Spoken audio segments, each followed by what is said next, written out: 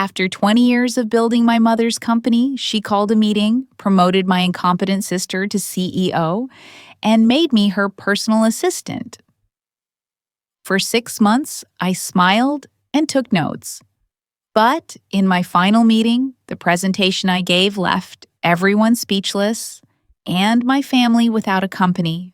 My name is Maria Chen, and I joined my mother's boutique design firm when I was 22 years old, fresh out of college with a business degree and dreams of building an empire. The company was called Eleanor Design Studio, named after my mother, and back then it consisted of 4 employees working out of a cramped office in downtown Seattle. My first job was sorting mail and answering phones. I didn't care. It was my family's business, and I was determined to make it succeed. My mother, Eleanor, was a talented designer with an eye for luxury interiors that wealthy clients loved. She could walk into an empty room and envision exactly how it should look, from the crown molding to the throw pillows. But she had no head for business. Invoices went unpaid for months. Contracts were verbal agreements scribbled on napkins. The company survived on her charm and talent alone, lurching from one crisis to another. I spent those first 5 years learning every aspect of the business. I reorganized the filing system. I implemented actual accounting software instead of the shoebox full of receipts my mother preferred. I drafted proper contracts with payment schedules and penalty clauses. I cold-called potential clients until my voice went hoarse. Slowly, painfully, I dragged Eleanor Design Studio into professionalism. By the time I was 30, I had been promoted to operations manager. The company had grown to 15 employees and had moved into a beautiful office space in a renovated warehouse. We were landing bigger contracts, corporate lobbies, and upscale restaurants instead of just private homes. My mother still handled the creative direction, but I ran everything else, every single thing. The breakthrough came when I was 32. I had been pursuing the Cascade Hotel Group for almost 2 years, trying to get them to consider us for their new flagship property in Vancouver. It was a massive project, a $200 million luxury hotel that needed full interior design services. Every major firm on the West Coast was competing for it. I put together a presentation that showcased not just our design aesthetic, but our project management capabilities, our supply chain efficiency, and our track record of completing projects on time and under budget. I personally flew to Vancouver 4 times to meet with their executives. I brought my mother to the final pitch because they wanted to meet the creative genius behind our portfolio. But I was the one who had gotten us in that room. We won the contract. It was worth $8 million to our firm and established us as a major player in the commercial design world. I was promoted to Vice President of Operations. My mother gave a speech at the celebration dinner about how proud she was of our team, of our family legacy, of the beautiful work we would create. She barely mentioned my name. Over the next 10 years, I transformed Eleanor Design Studio from a boutique firm into a regional powerhouse. I negotiated contracts with suppliers that cut our material costs by 30%. I implemented project management software that allowed us to handle multiple large projects simultaneously. I personally recruited and mentored a team of young designers who went on to win industry awards. When the recession hit and our revenue dropped by 40% in 6 months, I was the one who restructured our entire operation, cutting costs without losing key staff, and kept us solvent when half our competitors went bankrupt. By the time I turned 42, I was the chief operating officer. We had grown to 80 employees across 3 offices. Our annual revenue was $40 million. I knew every client, every project, every employee by name. I worked 70-hour weeks. I missed vacations, missed weddings, missed my own birthday parties because there was always a crisis that needed my attention. The company was my life. It was my identity. I had built it with my own hands. My sister Isabel was a different story entirely. She was 5 years younger than me, and from the moment she was born, she was the golden child. Where I was serious and focused, Isabel was creative and free-spirited. Where I worked, she played. My mother adored her in a way she never quite managed with me. Isabel went to art school in New York, where she spent 4 years experimenting with various mediums and dropping out before completing her degree. My mother paid for everything, including the expensive loft apartment in Brooklyn.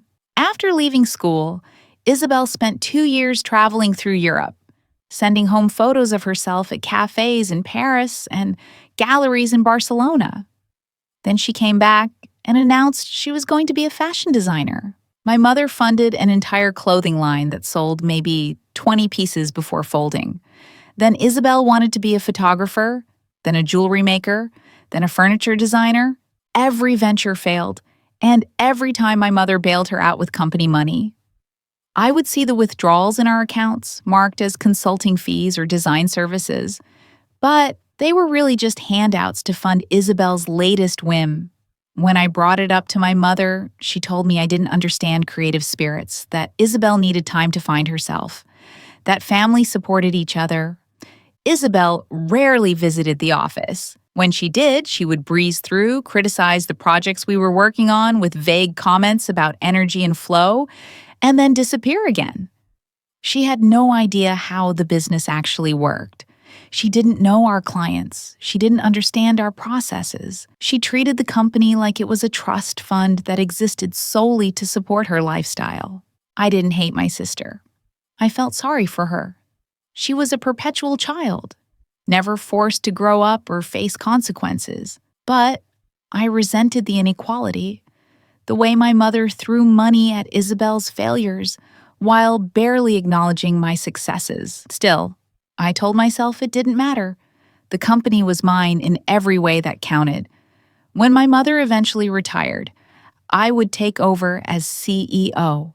It was the natural progression. Everyone knew it.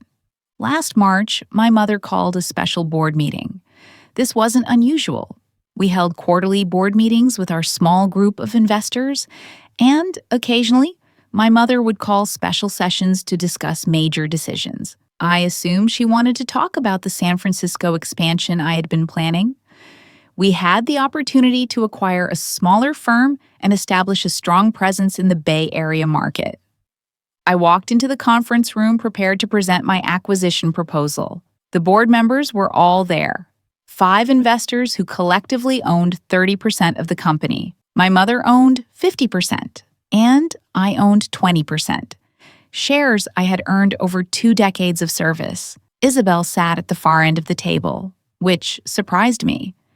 She never attended board meetings. My mother stood at the head of the table, looking elegant and composed in a navy suit. She smiled at everyone and began to speak. She talked about the company's history, about how she had founded it with nothing but a dream and a sketchbook. She talked about growth and evolution and legacy. I waited patiently for her to get to the point. Then she said she was stepping down as CEO. My heart jumped. This was it, the moment I had been working toward for 20 years. I kept my face neutral, professional, but inside I was soaring. She said the company needed new vision and energy. She said it needed someone who understood the creative soul of the business, someone who could take the brand in bold new directions. She said she had thought long and hard about who should lead the company into the future, and then she named Isabel as the new CEO. The room went silent.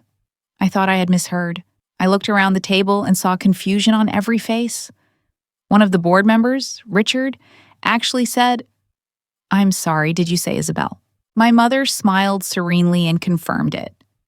Isabel would be the new CEO, effective immediately. Isabel looked just as surprised as everyone else, but she recovered quickly and smiled, accepting congratulations like she deserved it. I couldn't speak. My mind was spinning. This had to be a joke, some kind of elaborate prank. But my mother kept talking, outlining a transition plan, discussing Isabel's creative vision for the company's future. Someone asked about Isabel's business experience. My mother waved the question away, saying that creativity and vision were more important than spreadsheets and processes. Then she turned to me. She said that she knew this transition would be challenging and that Isabel would need support as she learned the ropes. She said that someone with deep institutional knowledge would need to be by Isabel's side every day, guiding her, helping her navigate the complexities of the business. Therefore, my mother announced, I would be transitioning out of the COO role to become Isabel's executive assistant. I would support her sister in her new position and help ensure a smooth leadership transition. Executive assistant. After 20 years as the architect of this company's success, I was being demoted to a secretary for my sister, who had never worked a real job in her life. I must have made some sound because everyone turned to look at me. My mother's eyes met mine, and what I saw there was not apology or sympathy. It was a warning. She continued speaking, saying that she knew this was a lot to process, but that family had to make sacrifices for each other. She said she was confident I would put the company's interests above my own ego. The meeting ended in chaos. Board members tried to object, but my mother shut them down, reminding them that she owned 50% of the company and had final say on leadership decisions. Richard cornered me afterward, saying this was insane and asking if I was going to fight it. I told him I needed time to think. I went home that night and didn't sleep.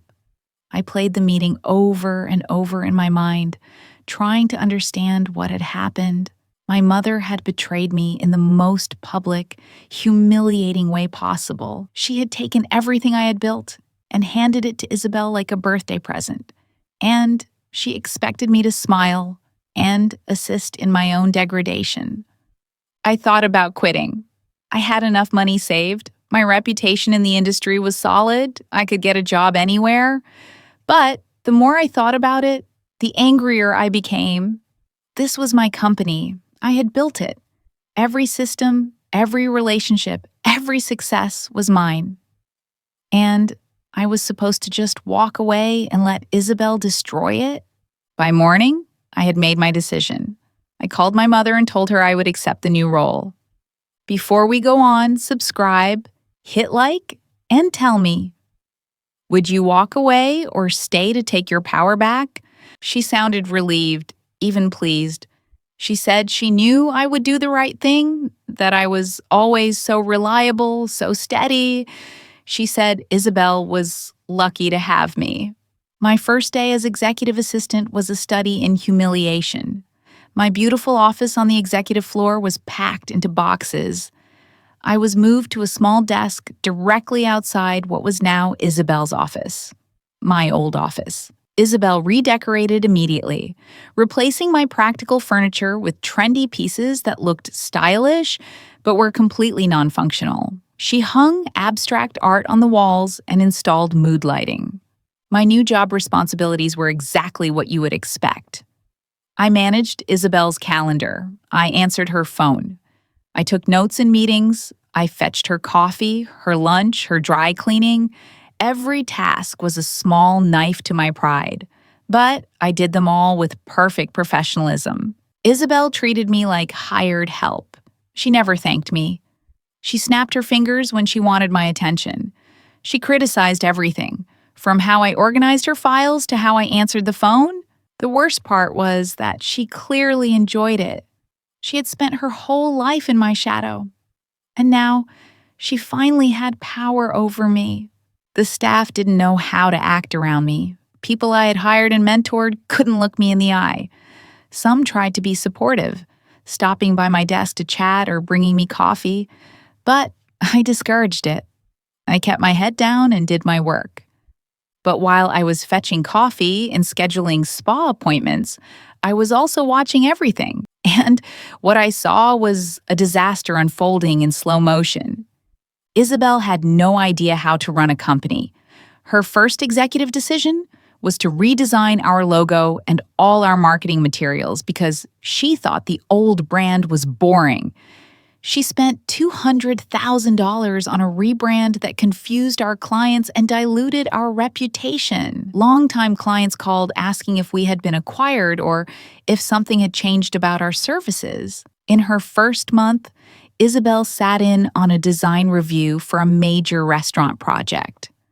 The lead designer, Jennifer, was one of our most talented people, someone I had recruited from a top firm in Los Angeles. Jennifer presented her concept, a sophisticated modern design with clean lines and natural materials. Isabel interrupted constantly, suggesting additions that clashed with the entire aesthetic. She told Jennifer the design lacked soul and needed more color, more energy, more risk. Jennifer pushed back professionally, explaining the client's preferences and the overall design philosophy. Isabel responded by saying that if Jennifer couldn't think outside the box, maybe she wasn't the right fit for the company anymore. The meeting ended with Jennifer in tears and the client confused about why the new CEO was overriding the designer they had specifically hired. I took notes on everything. I documented every meeting, every decision, every expenditure. At night, at home, I compiled detailed reports in a private folder on my personal laptop. I backed everything up to a secure cloud account. I became a meticulous historian of the company's decline. The Cascade Hotel Group contract came up for renewal. This was our flagship client, the relationship I had built over years. They had been so happy with the Vancouver property that they wanted us to design 2 more hotels, one in Portland and one in Seattle. It was a $15 million contract. Isabel insisted on attending the meeting herself. I prepared extensive briefing documents outlining the client's preferences, their decision makers, their budget parameters, everything she needed to know. She barely glanced at them. The meeting was a disaster. Isabel spent the first 20 minutes talking about herself, her creative journey, her vision for transforming commercial design. The clients were polite, but clearly confused about why we weren't discussing their project. When we finally got to the actual proposal, Isabel dismissed the design concepts our team had prepared and started sketching her own ideas on a whiteboard. Her concepts were completely wrong for the brand, too avant-garde for a luxury hotel chain that prided itself on timeless elegance. The lead client, a woman named Patricia, whom I had worked with for years, kept looking at me with concern. She asked pointed questions about project timelines and budget management. Isabel gave vague, airy responses about trusting the creative process. She told them that great design couldn't be rushed or constrained by arbitrary budgets. After the meeting, Patricia pulled me aside in the lobby. She asked me directly if something had changed at the company, if we were still the same reliable firm she had trusted with her flagship property. I wanted to tell her the truth, to warn her, but I couldn't. Not yet. I told her that we were going through a leadership transition, but that our core team and capabilities remained strong. 2 weeks later, Cascade Hotel Group awarded the contract to one of our competitors. $15 million gone. When I informed Isabel, she shrugged and said that if they couldn't appreciate bold, creative vision, they weren't the right clients for us anyway. I documented everything: the email where Patricia expressed concerns about leadership stability, the meeting notes showing Isabel's dismissal of client preferences, the financial impact of losing the contract. It all went into my growing dossier. Over the next few months, the bleeding continued. Jennifer, our star designer, resigned and took 2 other talented designers with her. They started their own firm and took 3 of our mid-sized clients with them. Isabel replaced them with recent graduates who worked cheap but had none of the experience or sophistication our reputation was built on. Isabel spent money like water. She redecorated the main office with expensive furniture and art installations. She hired a personal brand consultant for $50,000 to help her develop her public image as a visionary CEO. She charged designer clothes to the company account, claiming she needed to look the part at industry events. She bought a new luxury car and classified it as a company vehicle. I tracked every expense. I kept copies of every invoice, every credit card statement, every receipt. My dossier grew thicker. 3 months into Isabel's reign as CEO, I found what I had been looking for. I was organizing files in her office one evening after she had left for a spa appointment. She was terrible about digital security, leaving her computer unlocked and her passwords on sticky notes. I wasn't snooping, I told myself. I was her assistant. I had access to everything. That's when I found the folder labeled IB Fashion Launch. Inside were financial documents detailing a massive money transfer from Eleanor Design Studios' operating accounts to a new company called Isabel Bennett Couture. My sister had apparently decided that her true calling was fashion design again, and my mother was funding it with company money. But this wasn't just the 100,000 here and there that my mother had been quietly funneling to Isabel over the years. This was millions. $3 million had been transferred out of our operating accounts over the past 6 months, starting 2 months before Isabel's promotion to CEO. I dug deeper, covering my tracks carefully. The fashion company was registered in Delaware with my mother and Isabel as co-owners. They had spent money on a manufacturing facility, a showroom in New York, fabric inventory, and a full staff. They were planning a launch fashion show during New York Fashion Week that had already cost $500,000 just for the venue and event planning, but Isabel Bennett Couture was failing. The financial statements showed huge losses every month. They had produced an entire clothing line that no retailers wanted to carry. The designs were impractical and overpriced. They had already burned through $2 million with nothing to show for it. And now, they were taking more money from Eleanor Design Studio to keep the fashion venture alive. That's why my mother had promoted Isabel to CEO, to give her full control over the company accounts so she could transfer money without oversight. That's why I had been demoted, to keep me away from the financial records where I would have seen what they were doing. They were bankrupting the design firm to fund Isabel's vanity project. And they had calculated that by the time anyone noticed, it would be too late to stop them. I sat in that office staring at the documents on the screen, and I felt something cold and clear settle over me. This wasn't just nepotism or favoritism anymore. This was fraud. This was theft. My mother and sister were stealing from the company, from the employees who depended on it, from the minority investors who trusted us. I copied everything. Every financial document, every email, every contract related to Isabel Bennett Couture. I downloaded it all to an encrypted drive and backed it up in 3 separate locations. Then I cleared the computer's history and left everything exactly as I had found it. That night, I began planning my presentation. Not the presentation Isabel would give at the upcoming annual shareholder meeting, the boring slideshow about company performance that she had asked me to prepare. My presentation, the one that would end this.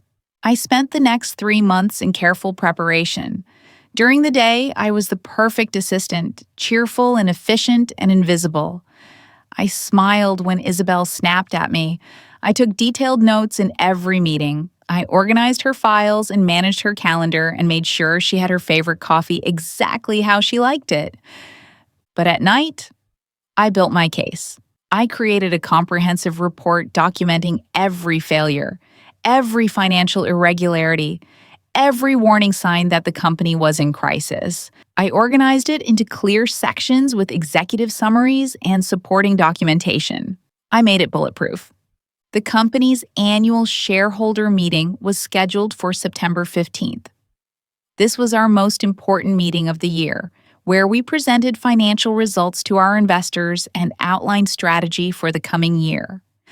The 5 board members would attend, along with 2 additional minority investors who usually didn't participate in regular board meetings. Isabel was supposed to present the annual report, a review of the company's performance under her leadership. She had tasked me with preparing the presentation 2 months in advance. I created exactly what she asked for: a glossy slideshow full of carefully chosen metrics that made everything look fine. I showed modest revenue growth, though I left out that we had lost 3 major clients. I highlighted new projects, though I didn't mention they were smaller and less profitable than what we had lost. I included beautiful photos of completed designs and left out the budget overruns and client complaints. Isabel barely looked at the presentation before approving it. She was too busy planning her fashion show, which was scheduled for the week after the shareholder meeting. She spent most of her time on the phone with event planners and models, leaving me to run the actual business. The week before the shareholder meeting, the company's finances reached a critical point. We missed payroll by 2 days because there wasn't enough cash in the operating account. I had to quietly arrange a short-term loan from our bank to cover it.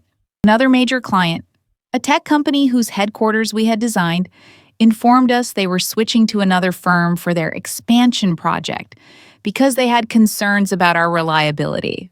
I documented all of it: every crisis, every failure, every sign that the company was circling the drain. My report now ran to over 100 pages with appendices. I also did something else. I reached out quietly to Richard, the board member who had questioned Isabel's appointment from the beginning. I asked him to coffee and told him I had concerns about the company's direction. I didn't show him everything, not yet, but I gave him enough information to make him worried. He started asking questions, requesting financial documents, pushing for more oversight. My mother and Isabel saw this as an annoyance, but it laid important groundwork for what was coming. The night before the shareholder meeting, I went to a print shop and had 7 copies of my report professionally bound. The cover was simple, white with black text that read, "Eleanor Design Studio, an assessment of critical leadership failure and financial misappropriation." I included my name as the author and the date. The morning of the meeting, I dressed carefully in my best suit. I arrived early and set up the conference room exactly as Isabel had requested. I loaded her presentation onto the laptop connected to the projector. I made sure everyone had water and coffee. I placed Isabel's sanitized quarterly reports at each seat. The board members and investors arrived. My mother came in looking elegant and confident. Isabel swept in 15 minutes late wearing an expensive designer dress, laughing about traffic. Everyone took their seats. My mother called the meeting to order and gave brief opening remarks about the company's continued evolution. Then, she turned the floor over to Isabel for the annual report presentation. Isabel stood and launched into her presentation. She clicked through my slides, reading the talking points I had written for her. She talked about creative vision and brand evolution. She showed photos of beautiful spaces our team had designed and took personal credit for them. She threw around buzzwords like synergy and innovation and disruptive thinking. The board members listened politely. A few asked pointed questions about client retention and revenue, but Isabel deflected them with vague answers about long-term strategy and short-term fluctuations. My mother backed her up, assuring everyone that the company was in excellent hands. After 45 minutes, Isabel concluded her presentation. She looked pleased with herself. My mother smiled and thanked her. She asked if there were any final questions before we moved to the voting portion of the meeting where they would approve various resolutions. I stood up. Everyone looked at me, surprised. I was supposed to be invisible, the assistant who ran the projector and took notes. I said that before we moved on, I had prepared a different report that the board needed to see. I picked up my stack of bound reports and began placing one in front of each person at the table. My mother asked what I was doing. I didn't answer. I put a report in front of each board member, each investor, my mother, and Isabel. I kept one for myself. Isabel demanded to know what this was. I told her it was a comprehensive assessment of the company's actual performance and financial status. I walked to the laptop and closed her presentation. I opened my own file, the one I had loaded onto a thumb drive that morning. My mother stood up and told me to stop immediately. She said this was completely inappropriate and that I was overstepping my role. I looked at her and said that I had been asked to distribute the final quarterly reports to the board. And that's exactly what I was doing. These were the real numbers. Richard opened his copy and started reading. I pressed play on my presentation. The first slide was simple. It was a graph showing the company's revenue over the past 5 years. There was steady growth, climbing steadily upward until March of this year. Then there was a sharp decline, a red line plummeting downward. The contrast was stark and undeniable. I began speaking. I kept my voice calm and professional.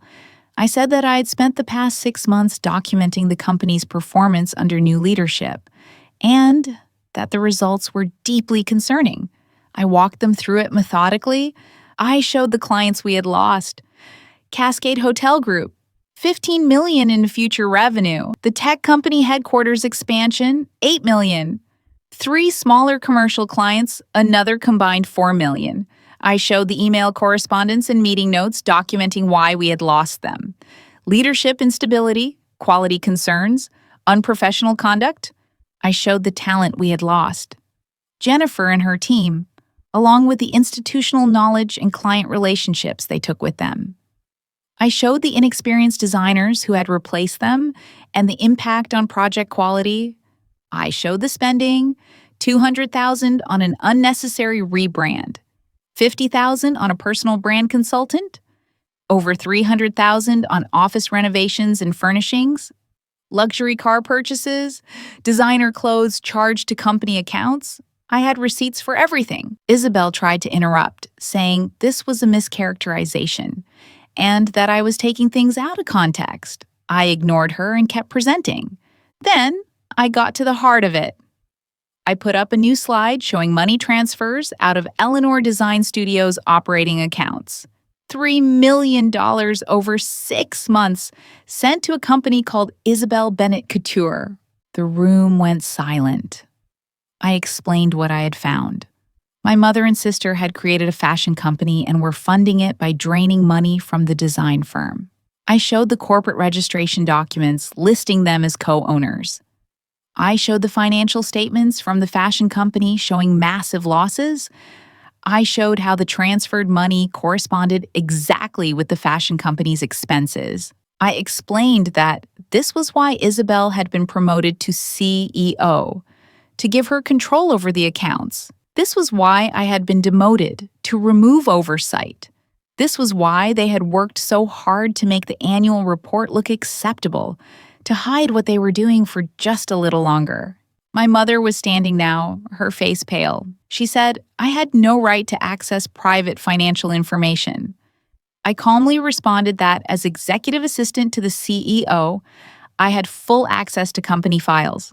I was simply doing my due diligence. Isabel was looking at the board members with panic in her eyes. She said it wasn't what it looked like, that the fashion company was a legitimate business venture that would eventually benefit the design firm.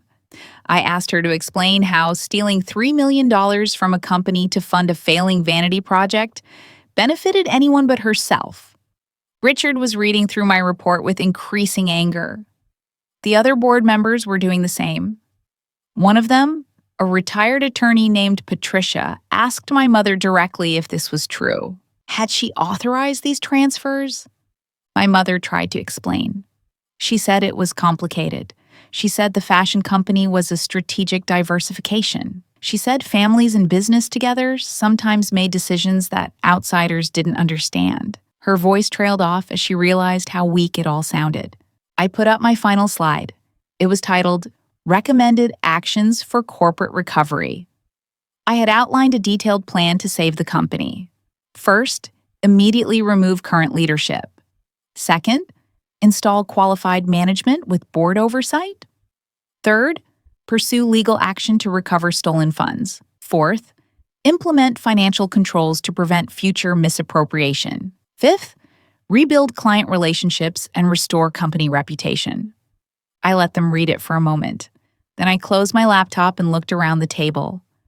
I said that I had spent 20 years building Eleanor Design Studio into a respected firm. I had sacrificed everything for this company, and I had watched for 6 months as it was nearly destroyed by incompetence and greed. I said that I had prepared this report because the company deserved to be saved and because the employees who depended on it for their livelihoods deserved honest leadership. I said that I had given them all the information they needed to make the right decision. Then I said that my presentation was over, as was my time with this company. My resignation was effective immediately. I picked up my laptop and my copy of the report and walked toward the door. Behind me, the room erupted. Richard was demanding explanations. Patricia was asking about fiduciary duty and legal liability. Another board member was yelling at my mother about fraud. Isabel was crying. My mother called my name. I stopped at the door and turned back. She looked smaller somehow, diminished. She asked me how I could do this to my family. I told her that she was right about one thing. Family does have to make sacrifices. I had sacrificed 20 years of my life to build something meaningful. And now it was her turn to sacrifice something. She could sacrifice her control of the company, or she could sacrifice the company itself. It was her choice. Then I walked out. I took the elevator down to the parking garage and got in my car. My hands were shaking as I started the engine. I had just ended my career, destroyed my relationship with my family, and set in motion events I couldn't control. I had no idea if it would work or if I had just made everything worse. I drove home and sat in my apartment, waiting. For what, I wasn't sure. Police, maybe, or lawyers, or nothing at all. My phone rang an hour later. It was Richard. He said that after I left, the board had gone into emergency executive session. They had reviewed my report in detail and questioned my mother and Isabel extensively. The evidence was undeniable. The transfers were real. The financial damage was real. The fraud was real. He said they had voted unanimously to remove Eleanor and Isabel from all leadership positions, effective immediately. They were also voting to pursue legal action to recover the stolen funds. The company's attorneys were already being contacted. Then Richard paused. He said the board had a problem.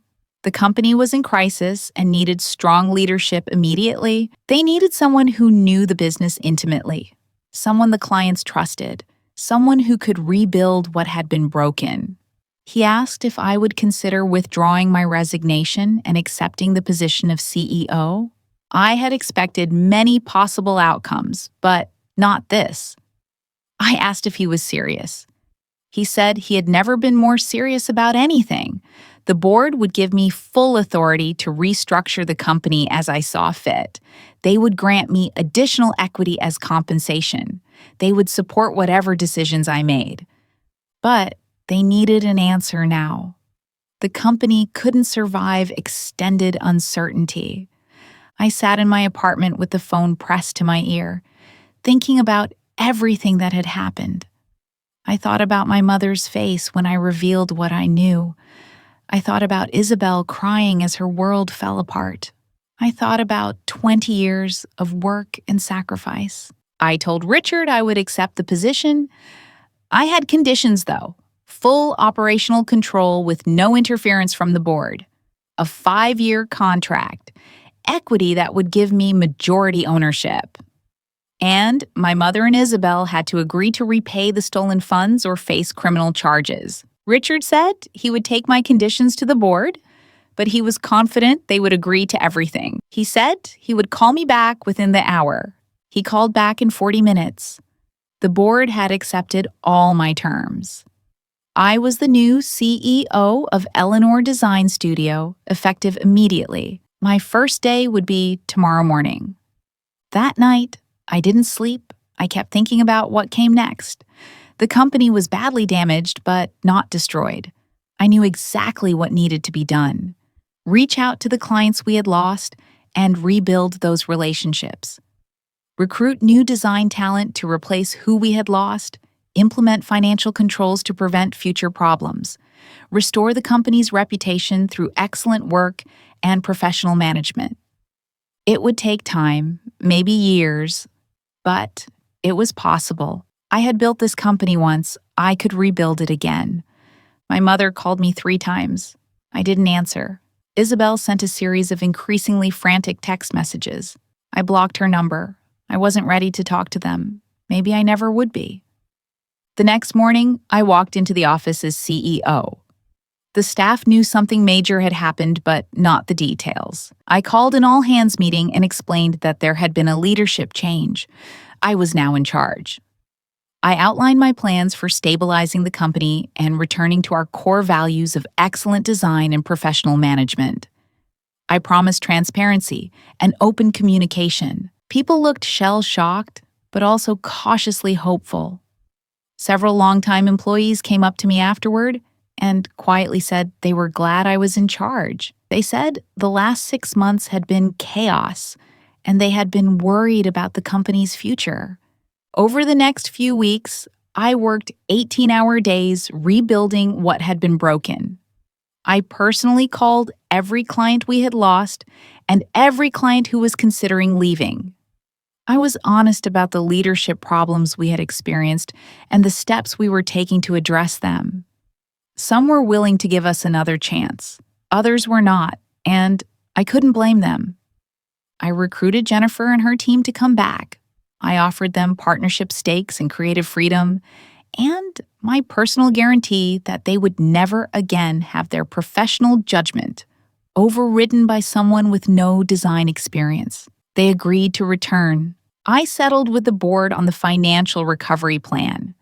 My mother and Isabel couldn't repay the $3 million immediately. They agreed to transfer Isabel Bennett Couture to the company, which we promptly shut down and liquidated.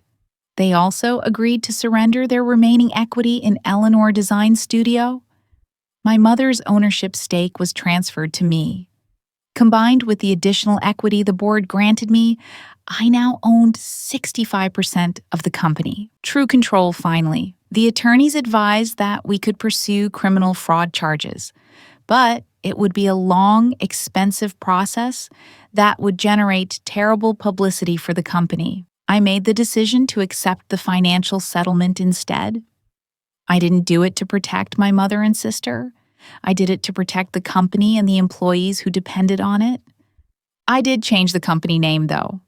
Eleanor Design Studio became MCHEN Design Group. My company, built on my terms, reflecting my vision. My mother and Isabel moved to Portland. I heard through mutual acquaintances that my mother was doing some freelance design consulting and that Isabel was working at an art gallery. We haven't spoken since that board meeting. Sometimes I wonder if we ever will. Mostly, I don't think about them at all. It's been almost a year now since I walked into that shareholder meeting with my report. MCHEN Design Group is profitable again. We've won back 2 of the major clients we lost and landed several new ones. We're doing good work, the kind of sophisticated, professional design that made our reputation in the first place. I sit in my office, the CEO's office, and sometimes I think about everything that happened. People have asked me if I feel guilty about what I did to my family. The answer is no. I didn't do anything to them. I simply stopped protecting them from the consequences of their own actions. They stole from the company. They committed fraud. They tried to destroy what I had built. I documented it and presented the evidence to the people who had a right to know. Some people might call what I did a corporate coup. Maybe it was. But it was also justice. It was taking back what was rightfully mine. It was refusing to be sacrificed on the altar of my mother's favoritism and my sister's entitlement. I didn't just expose my family. I orchestrated the end of their control and the beginning of mine. I did it methodically, patiently, with irrefutable evidence and perfect timing. I did it because they left me no choice, because they thought I was weak enough to accept my demotion and loyal enough to keep their secrets. They were wrong about me. They always had been. I wasn't the reliable one who would quietly accept whatever scraps they threw me. I was the architect, the builder, the one who created value while they consumed it. And when they pushed me too far, I showed them exactly what I was capable of. I didn't just survive their betrayal, I turned it into my ultimate victory. The company my mother founded bears my name now. The position my sister held for 6 catastrophic months is mine permanently. Everything they tried to take from me, I took back, along with everything they had. Was it the ultimate power move or a cold, calculated betrayal? I know what I think, but I want to know what you think. Let me know in the comments below.